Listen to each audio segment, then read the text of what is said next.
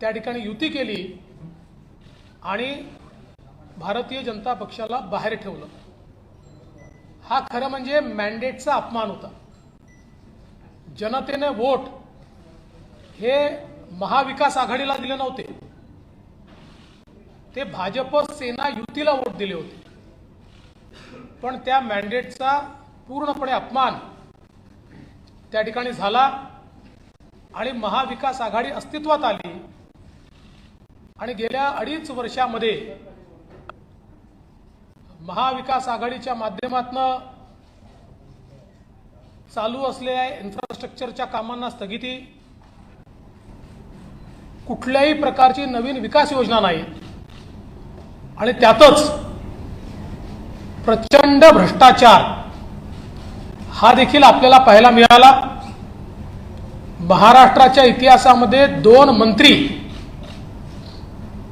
हे भ्रष्टाचाराकरता जेलमध्ये जाणं, मनी लॉन्ड्रिंग मध्ये जेलमध्ये जाणं एक अत्यंत आश्चर्याची अशा प्रकारची गोष्ट होती किंवा खेदजनक अशा प्रकारची ही बाब होती। एकीकडे माननीय हिंदुहृदय सम्राट बाळासाहेब ठाकरेंनी सातत्याने देशाचा शत्रू असलेल्या दाऊदचा विरोध केला आणि दुसरीकडे त्याच्याशी संबंधित असलेला म्हणून मंत्री जेलमध्ये जातो तर त्याला मंत्रिपदावरून देखील काढण्यात आलं नाही। आणि एकूणच रोज सावरकरांचा अपमान, रोज हिंदुत्वाचा अपमान। ठीक आहे, शेवटच्या दिवशी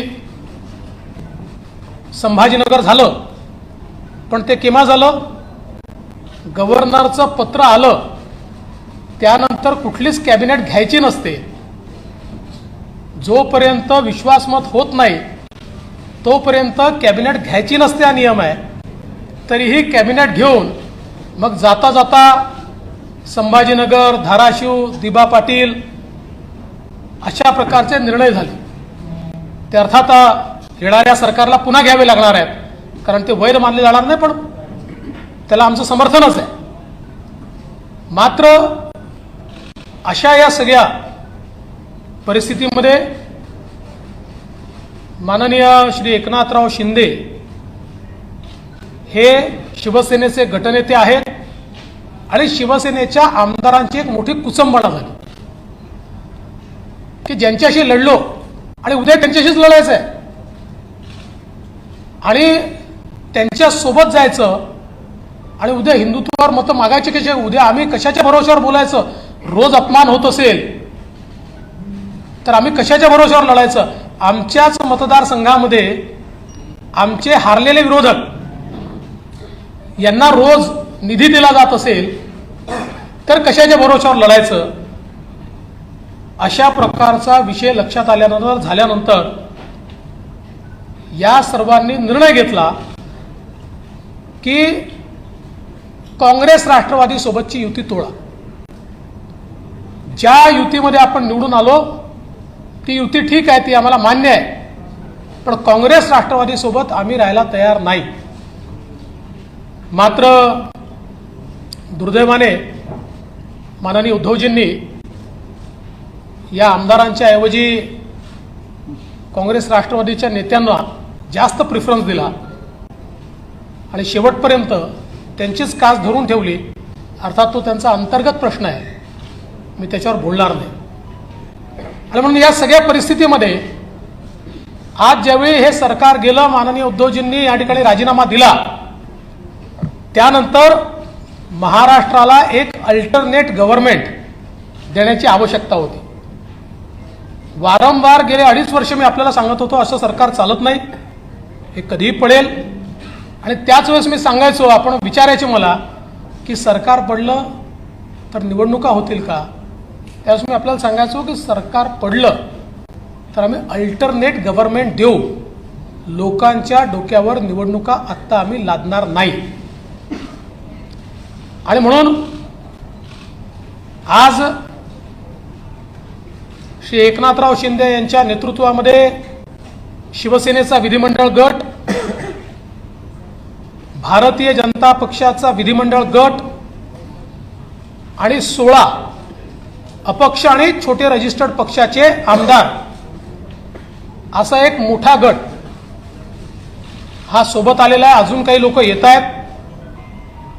या सगळ्यांचे पत्र आज आम्ही गव्हर्नरला दिले आहेत.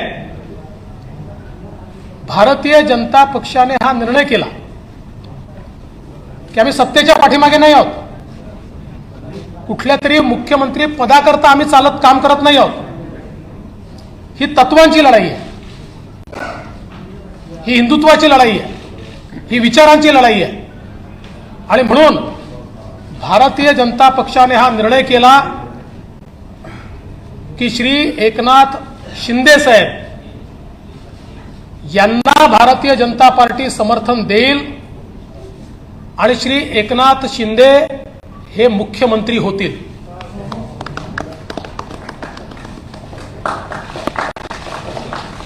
त्यामुळे आज 7:30 वाजता श्री एकनाथ शिंदे यांचा एकट्याचाच शपथविधी या ठिकाणी होईल. लवकरच पुढची कारवाई करून मग आम्ही एक्सपान्शन करू. या एक्सपान्शन मध्ये शिवसेनेचे शिंदे साहेबांसोबत असलेले अपक्षांमधले आणि भारतीय जनता पक्षाचे असे सगळे लोक या एक्सपान्शन मध्ये या मंत्रिमंडळात येतील. मी स्वतः बाहेर असेन, पण पूर्णपणे या ठिकाणी हे सरकार योग्य प्रकारे चाललं पाहिजे ही जबाबदारी माझी देखील असेल आणि त्याकरता पूर्ण साथ आणि समर्थन या सरकारला मी देणार. आणि मला अतिशय आनंद आहे की पुन्हा एकदा हिंदुत्ववादी विचारांचं हिंदू हृदय सम्राट बाळासाहेब ठाकरे यांनी मांडलेलं हिंदुत्व भारतीय जनता पार्टी सातत्याने जे हिंदुत्व आणि राष्ट्रीयत्व मानताय आणि सगळ्यात महत्त्वाचं माननीय पंतप्रधान नरेंद्र मोदीजी यांनी जे विजन दाखवलंय ते विजन पुढे नेणारं. कारण आपण बघितलं 5 वर्षाच्या आमच्या कार्यकाळामध्ये ज्या वेगाने महाराष्ट्राचा विकास झाला तो वेग गेल्या 2.5 वर्षात पूर्णपणे संपलेला आहे. आणि मला विश्वास आहे की एकनाथ शिंदे साहेबांच्या नेतृत्वात मेट्रो असेल, वेगवेगळे प्रोजेक्ट्स असतील किंवा ओबीसीच्या आरक्षणाचा प्रश्न असेल, इम्पेरिकल डेटा पूर्ण करून माननीय सर्वोच्च न्यायालयामध्ये जाऊन ओबीसीला पुन्हा आरक्षण बहाल करणे हा विषय असेल किंवा इतर सगळे विषय, मी आता सगळे विषय मांडत नाही, मराठा आरक्षणापासून तर सगळे विषय हे निश्चितपणे एका निश्चित टप्प्यावर जातील. प्रत्येक समाजाला आणि विशेषतः दुर्बल घटकाला न्याय देण्याचा प्रयत्न हे सरकार करेल असा मला विश्वास आहे. आणि म्हणून मी आमच्या सगळ्यांच्या वतीनं श्री एकनाथ शिंदे साहेब यांचं अतिशय मनापासून अभिनंदन करतो आणि त्यांचे आभार मानतो. आज मुझे पता है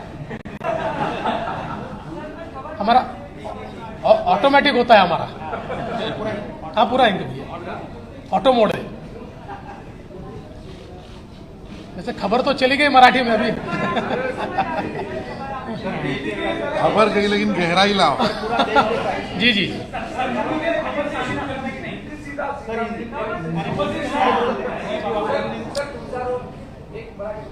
देखिए 2019 में भारतीय जनता पार्टी और शिवसेना साथ में चुनाव लड़ी. माननीय प्रधानमंत्री जी के नेतृत्व में हमें पूर्ण बहुमत मिला. बीजेपी को 106 सीटें, शिवसेना को 56 सीटें और कई अन्य लोग हमारे साथ आए. 170 तक हमारी मेजॉरिटी जा रही थी. माननीय प्रधानमंत्री जी ने चुनाव के दरमियान भारतीय जनता पार्टी के मुख्यमंत्री का नाम भी ऐलान किया था, सबको मंजूर भी था, किंतु चुनाव के बाद शिवसेना के नेताओं ने यह निर्णय किया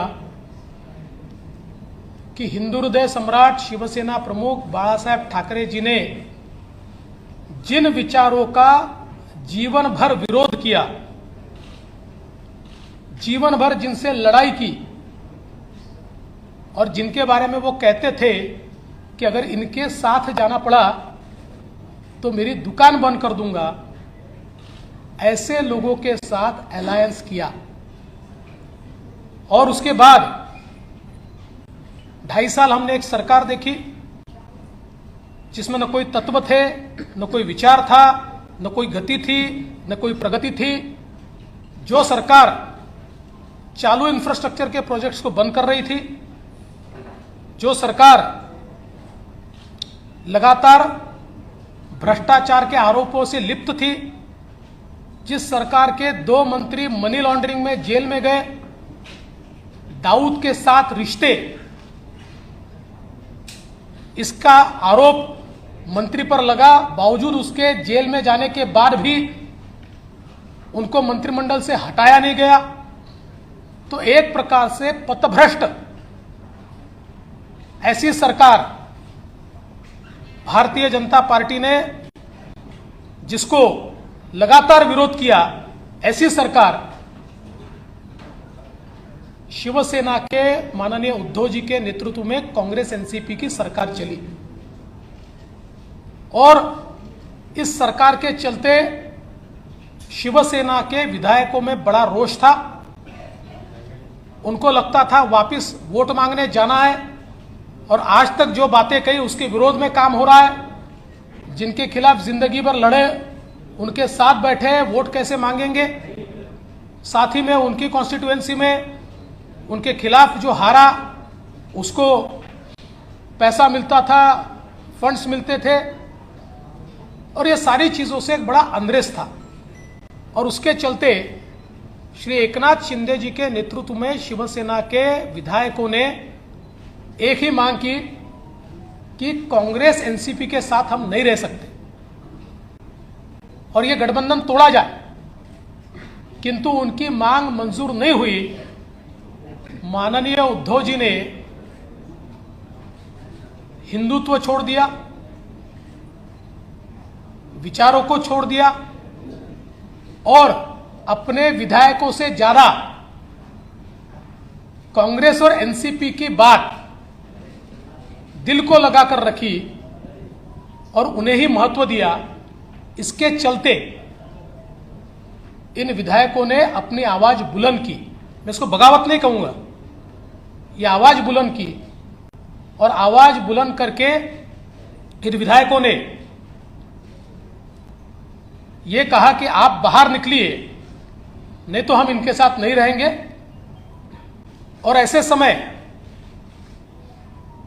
जब सरकार के पास बहुमत नहीं रहा और मुख्यमंत्री जी ने इस्तीफा दिया, तो हम ये लगातार पिछले 2.5 साल में कहते थे कि अंतर्विरोध से भरी हुई सरकार है, ऐसी सरकारें चलती नहीं है, और ये सरकार जब गिरेगी तो एक अल्टरनेट गवर्नमेंट हम देंगे, हम महाराष्ट्र पर चुनाव नहीं ला देंगे। इसलिए एकनाथ शिंदे जी के साथ शिवसेना जो है, शिवसेना के नेता के रूप में आज उन्होंने मुख्यमंत्री पद के लिए अपना क्लेम माननीय राज्यपाल जी को दिया। भारतीय जनता पार्टी के हमारे गुट ने उनको पूरा समर्थन दिया। हमारे 106 और उसके साथ साथ उनके साथ और हमारे साथ जो इंडिपेंडेंट्स और छोटी पार्टियां हैं, इन सभी के समर्थन का पत्र आज हमने सौंपा है, और गवर्नर साहब ने श्री एकनाथ शिंदे जी को 7:30 बजे शपथ के लिए न्योता दिया है। आज केवल एक ही शपथ होगी श्री एकनाथ शिंदे जी की, और फिर हम लोग सारी कार्रवाई करके उसका एक्सपांशन करेंगे। एक्सपांशन के समय शिवसेना के जो विधायक उनके साथ है, कुछ इंडिपेंडेंट्स है, हमारे 106 विधायक हैं, इनमें से जो ज्येष्ठ वरिष्ठ लोग हैं जो हमारी पार्टी तय करेगी या उनकी पार्टी तय करेगी, ऐसे लोगों को मौका दिया जाएगा और मंत्रिमंडल का एक्सपांशन किया जाएगा। मैं इस सरकार को पूरे तरीके से सहयोग करूंगा, मैं सरकार के बाहर रहूंगा और इस सरकार को सफल बनाने हेतु जो जो चीज करना आवश्यक है, ऐसी सारी चीजें हम मिलकर करेंगे। मेरा विश्वास है आदरणीय प्रधानमंत्री मोदी जी ने जो विकास का एक नया पर्व शुरू किया है, उस विकास के पर्व को 2.5 साल का जो ब्रेक लगा था वो ब्रेक निकलेगा और फिर से महाराष्ट्र की प्रगति की एक्सप्रेस ये तेजी के साथ भागेगी। और उसके लिए मैं श्री एकनाथ शिंदे जी को बहुत बहुत बधाई देता हूं। आजच्या पत्रकार परिषदेमध्ये उपस्थित राज्याचे विरोधी पक्षनेते देवेंद्र फडणवीस साहेब आणि सर्व इतर मान्यवर आणि पत्रकार बांधव,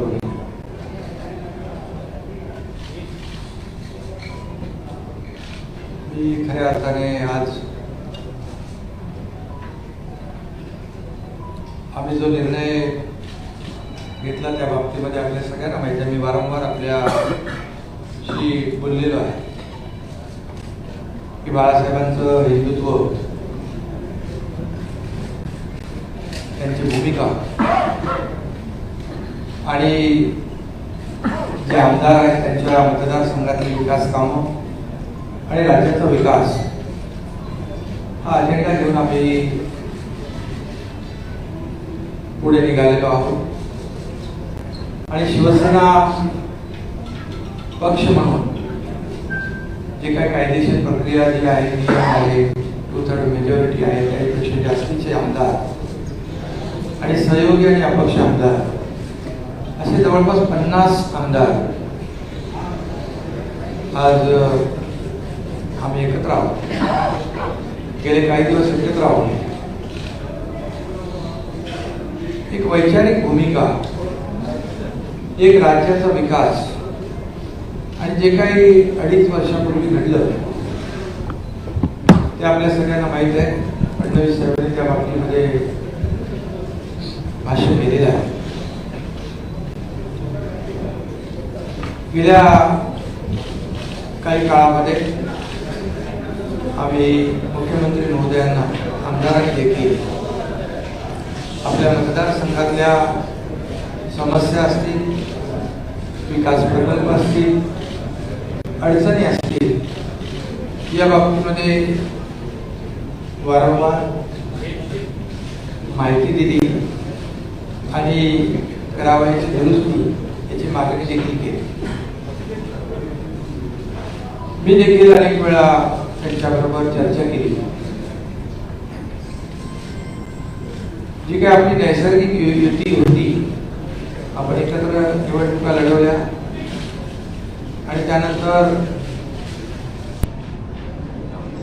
महाविकास आघाडी स्थापन झाली, परंतु त्या बाबतीमध्ये आमदारांमध्ये असलेली जी काही नाराजी होती आणि मतदारसंघामधले जे प्रश्न किंवा पुढच्या निवडणुकीमध्ये निवडणूक लढवणे किंवा जिंकणे यामध्ये देखील येणाऱ्या अडचणी, हे सगळं लक्षात घेऊन आणि कुणाला काहीतरी पाहिजे, कुणाला काही मंत्रीपद पाहिजे किंवा आणखी काही वैयक्तिक स्वार्थ असा कुठलाही मनामध्ये न ठेवता आतापर्यंतच्या महाराष्ट्रातल्या घटना आपण जर पाहिल्या तर अपोजिशन कडून आपण रुलिंग कडे जात असतो, परंतु हे जे काही घटना आहे ते रुलिंग कडून अपोजिशन कडे जाण्याचा एक प्रकारचा, तसं बघितलं तर तशी घटना आहे।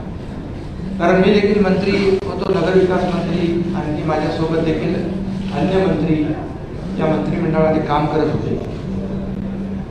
परंतु राज्याच्या हिताच्या दृष्टीने, भविष्याच्या दृष्टीने जे काही घडत होतं,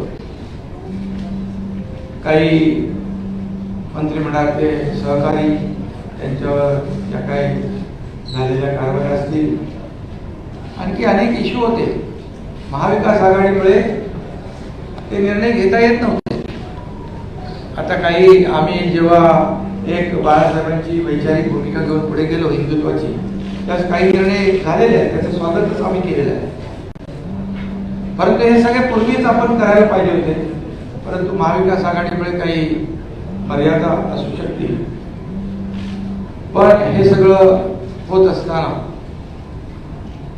आपल्याला माहित आहे की 50 आमदार म्हणजे 40, 39 आणि बाकी 50 आमदार जेव्हा वेगळी भूमिका घेतात, याचा अर्थ, त्याचं कारण, त्याचं आत्मपरीक्षण करण्याची आवश्यकता होती. कारण एखादा ग्रामपंचायत सदस्य किंवा नगरसेवक देखील आजच्या काळामध्ये अशा प्रकारचं पाऊल उचलताना आपल्याला दिसत नाही. मग एवढ्या मोठ्या प्रमाणावर हे 50 लोक एकत्र येतात. आणि मला तर काय, मी नगरविकास मंत्री होतो, मला ज्या काही अडचणी होत्या त्या बाजूला राहू द्या. परंतु हे जे आमदार आहेत त्यांच्या मतदारसंघातले जे प्रश्न, इश्यू, समस्या, ह्या सगळ्या त्यांनी मला सांगितल्यानंतर, आणि त्यांनी मला सांगितलं की आपल्याला आपण 3, 4, 5 वेळा प्रयत्न केला, परंतु दुर्दैवाने त्याच्यामध्ये यश मिळालं नाही. आणि म्हणून हा निर्णय घ्यावा लागला. आणि तो निर्णय आम्ही घेतला राज्याच्या हितासाठी, महाराष्ट्रातल्या जनतेच्या मनामध्ये असलेल्या अपेक्षा.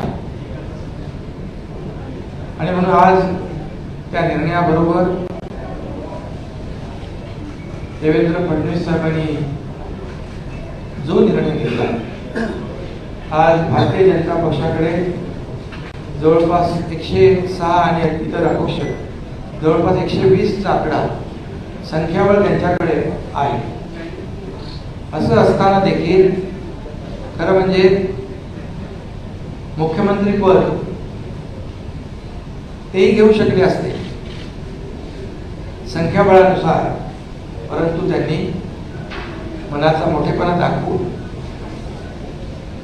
बाळासाहेबांच्या शिवसैनिकाला या ठिकाणी पाठिंबा दिला.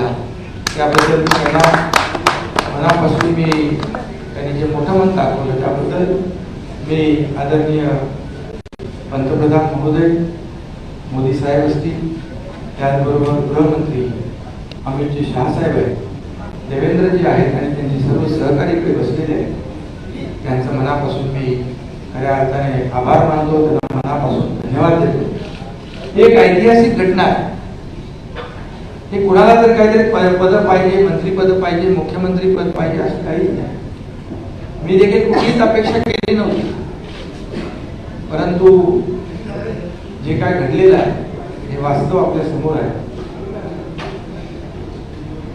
जी काय अपेक्षा या राज्यातल्या जनतेची आहे, ती अपेक्षा पूर्ण करण्यासाठी दिवस रात्र आम्ही सगळेजण मिळून एक करू आणि राज्याला विकासाकडे नेण्याचं काम नक्की केलं जाईल.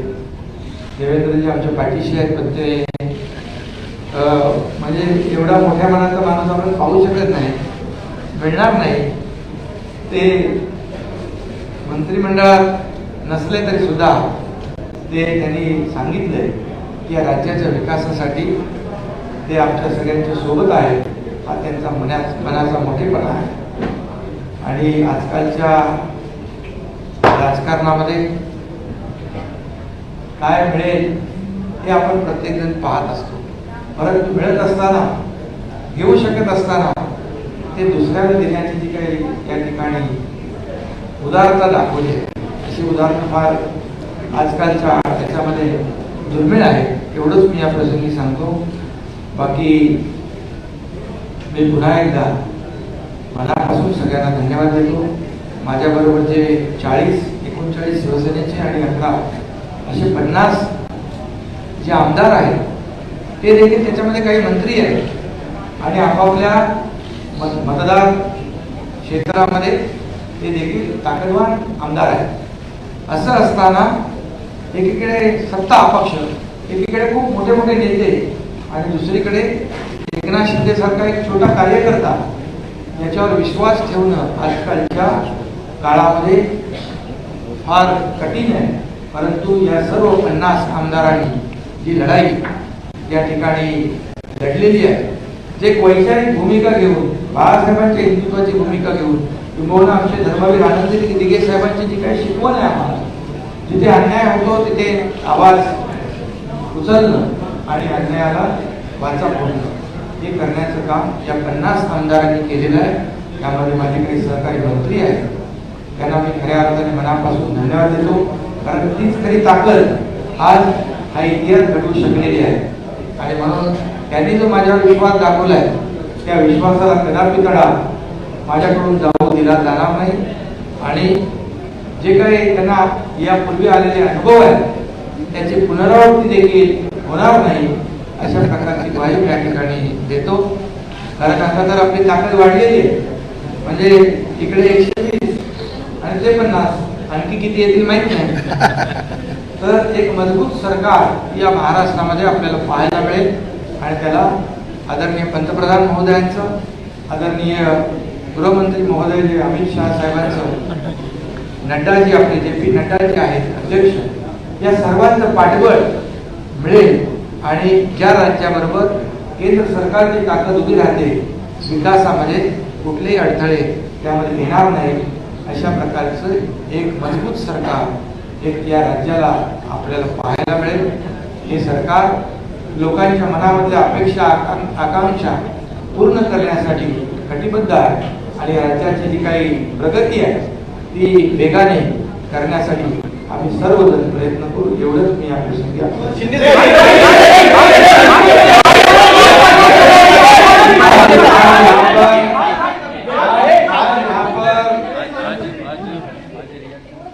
आज यहाँ पर मैं सभी लोगों का तहे दिल से स्वागत करता हूँ. देवेंद्र जी फडणवीस साहब यहाँ आए, उनके सभी सहयोगी हैं, उनको भी मैं धन्यवाद देता हूँ. और आप सभी लोगों का मैं स्वागत करता हूँ. शिवसेना के 40 विधायक और इंडिपेंडेंट जो है, ऐसे कुल मिलाकर 50 विधायक जो है वो आज हम लोग सब एक साथ हैं. आप सब लोग जानते हो, पिछले कई दिनों से हम लोग आपसे भी बातचीत कर रहे लगातार. हम लोगों ने हमारे शिवसेना प्रमुख बाला साहेब ठाकरे जी की हिंदुत्व की जो भूमिका है, उनके जो विचार है, हमारे धर्मवीर आनंद जी के साथ ने जो हमें सीख दी है, ये इसको आगे हम लोग बढ़ाने की कोशिश कर रहे हैं. हमें कोई स्वार्थ नहीं है, हमें कुछ पद की लालसा नहीं. मैंने तो पहले जाहिर किया था, मैं ऐसा जो कर रहा हूँ ये मुझे किसी चीज की आवश्यकता भी नहीं है. लेकिन जब लोग अभी तक की कई घटनाएं आप लोगों ने देखी है कि अपोजिशन में से रूलिंग की तरफ लोग जाते हैं, लेकिन हम लोग रूलिंग में थे, रूलिंग पार्टी में थे, सत्ता पक्ष में थे.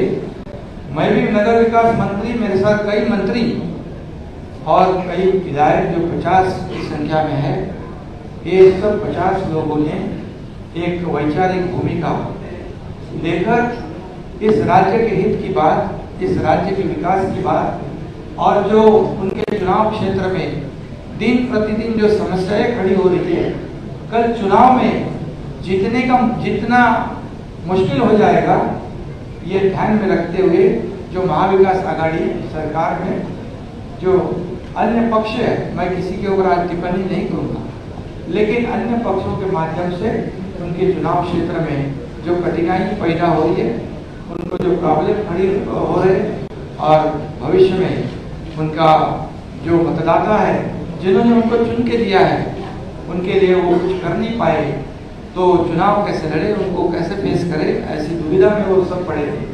और उन्होंने मुझे कहा कि हम लोग ने बार बार कोशिश की कि इसके साथ ये इसमें करेक्शन हो जाए।